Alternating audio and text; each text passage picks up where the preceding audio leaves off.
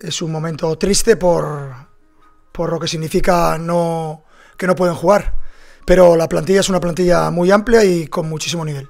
Sin ninguna duda tengo una plantilla la mejor del campeonato, para mí, esa es mi opinión.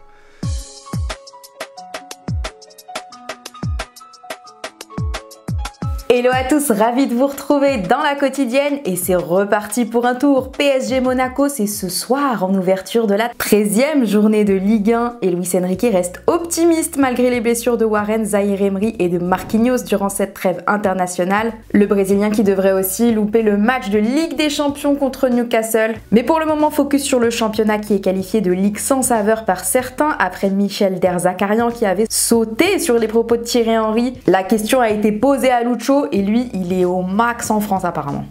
Me parece una liga mucho mejor de lo que pensaba. También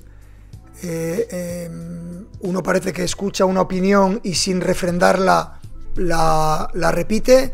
Es todo lo contrario. Creo que es una liga muy potente, con muy buenos jugadores, que de hecho luego acaban yendo a ligas como la inglesa, y de fácil nada, de aburrida para mí nada. Una liga muy complicada y con muchas alternativas en el marcador. Me gusta. Il est content et il va l'être encore plus en voyant son joueur porter ce badge, celui du meilleur buteur arboré pour la toute première fois par Kylian Mbappé, créé par la LFP pour le buteur en tête du classement lors de chaque journée, le badge S1 qui veut dire top scorer en gros, imaginé par l'artiste Tirsa, ça donne, il devrait être remis à l'auteur de 13 buts par Pedro Miguel Paoletta au Parc des Princes. Et on va quand même checker les autres affiches de ce week-end. L'OM se déplace à Strasbourg tandis que le Dauphin niçois reçoit Toulouse. Enfin la lanterne rouge, l'OL accueille le 4e, Lille ce sera en clôture dimanche. Bonne chance. Puisqu'on parle de la France, on est dans une sauce. Vous le savez, actuellement c'est la Coupe du Monde U17 et nous, Français, sommes qualifiés pour les quarts de finale après un succès contre le Sénégal. Sauf que les Sénégalais exigent la disqualification des Bleuets. Ma perqué, mais à cause de ce joueur, Yanis Issoufou. Le gars n'était même pas sur la feuille de match contre eux, qui a pris part à la phase de groupe en ayant déjà représenté le Niger lors des qualifs de la CAN. Il est donc normalement inéligible. Mais l'équipe nous explique que la requête aurait dû être déposée 5 jours avant le début du mondial. Affaire à suivre. En Espagne, le Real est de retour aux affaires avec Jude Bellingham qu'on a vu à l'entraînement visiblement remis de sa blessure. Il nous a fait du Bellingham, tout pour les caméras.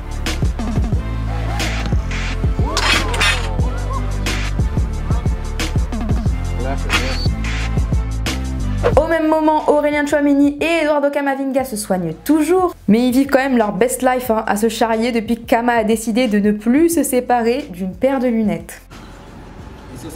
Mets-les vite fait. Mets-les vite fait. Mais un peu. Il y en a un qui rigole beaucoup moins, c'est Rodrigo, parce qu'en marge de son accrochage avec Léo Messi lors de Brésil-Argentine, il a connu un déferlement d'injures racistes sur les réseaux sociaux. Il a expliqué ça dans une publication. Les racistes sont toujours de sortie. Si nous ne faisons pas ce qu'ils veulent, si nous ne baissons pas la tête lorsque nous sommes attaqués, si nous occupons des espaces qu'ils pensent être à eux seuls, les racistes agissent de manière criminelle, nous n'abandonnerons pas. Et comme si cela ne suffisait pas, le frérot Fabrizio nous apprend que le Brésilien est gêné au genou et a dû passer quelques examens aujourd'hui pour rendre compte de son état de forme. Il va s'arracher les cheveux, Carlo Ancelotti, si ça continue. Carleto, qui serait sur le départ cet été, qui devrait quitter Madrid. Et le nom de Xabi Alonso a souvent été cité pour prendre sa succession, sauf que le Chiringuito a une info pour vous. Enfin, 2 pour le prix d'une. Yo creo que Xabi Alonso será entrenador del Bayern de Múnich la próxima temporada. Es información también, no solo creencia. Yo creo que el sustituto de Ancelotti será Zidane de la mano de Mbappé la próxima temporada. Alors je vous pose la question du jour, le retour au Real de Zinedine Zidane serait-il le bon choix? Vous nous dites tout et lundi, on sélectionnera 2 commentaires. Allez, c'est l'heure du football vrai. Il y avait Argentine-Brésil, mais pas celui que vous croyez, lors des Jeux para-panaméricains. Pour les joueurs atteints de handicap non-voyant ou malvoyant dirigés au son des clochettes dans le ballon, regardez la bombe de Maximiliano Espinho, faut le faire.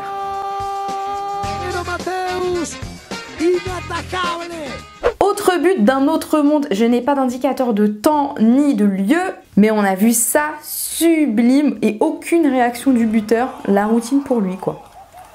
Oh là là là là, plus de peur que de mal, mais hier, Mario Balotelli a été victime d'un accident de voiture dans sa ville, à Brescia. Au vu de l'état de la machine, on aurait pu imaginer le pire, mais l'attaquant du club turc d'Adana Demirspor est sain et sauf. Selon Il Giornale di Brescia, il aurait par la suite refusé de se soumettre au test d'alcoolémie. Tiens donc, c'est bien dommage, parce qu'il commençait à parler d'un retour sur le devant de la scène, Mario, qui veut absolument soigner son genou malade. Dans le Vox to Box de Contro Calcio sur Twitch, il confiait au streamer Damiano Erfaina qu'il avait encore l'espoir de jouer l'Euro avec la squadra azzurra qu'il n'a plus retrouvé depuis 2018. En toute humilité. Ma ovviamente se sto bene io mi ripeto ancora il più forte, ma questo lo dico senza problemi, se sto bene. Dov'è l'Europeo? In Germania, Mario, in Germania. No ragazzi, fa freddo là.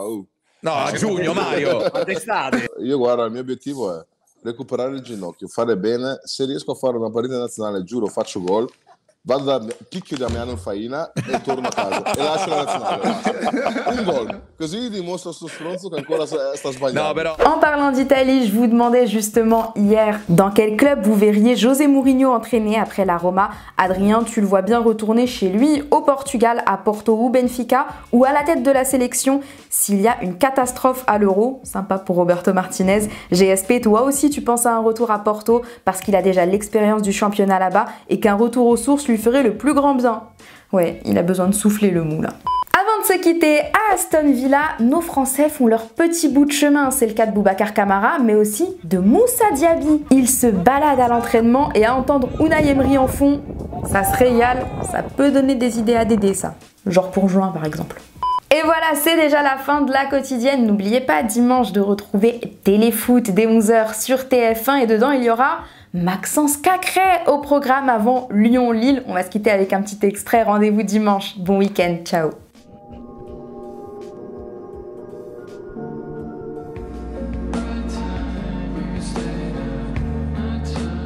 Maxence, première question, comment ça va? Ça va, ça va.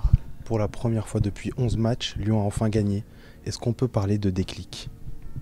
Déclic, je ne pense pas. Déclic, c'est un mot assez fort, je pense. On espère que ce match va nous amener vers d'autres victoires. C'est ce qu'on veut quand on est ici à l'Olympique Lyonnais et pour remonter au classement, ça passera par des victoires.